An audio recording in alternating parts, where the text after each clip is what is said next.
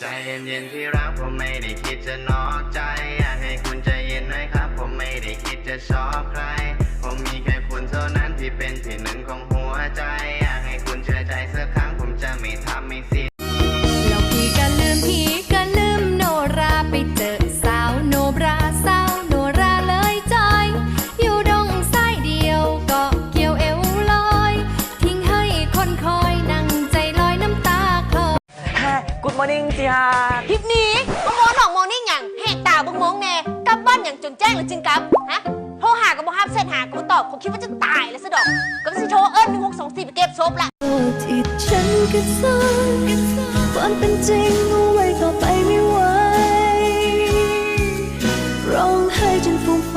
ทำให้เธอรำคาญใจเก็บอาการไม่อยู่ขอ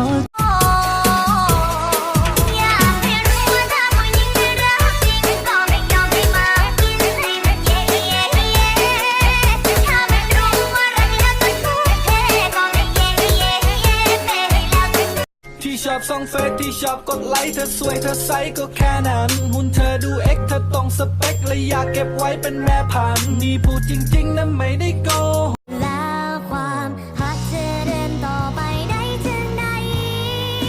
หากบ่มีใครยอมเป็นคนเดินออกมา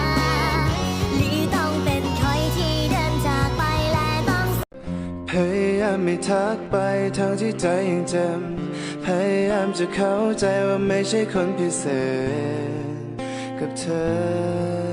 เลยพยายามทุกวิธีที่บ้านจะมีอีกไหมมีอีกไหมมีอีกไหมมีอีกครั้งไหมเธอมีอีกไหมมีอีกไหมที่น่ารักเหมือนเธอฉันจะไม่เธอจะลองให้ฉันไม่มีทางออกและฉันจะลองไปบอกรักเธออยากสิหูสิมีผู้ใดสิมามักคอยจริงจังอีหลีแน่แม่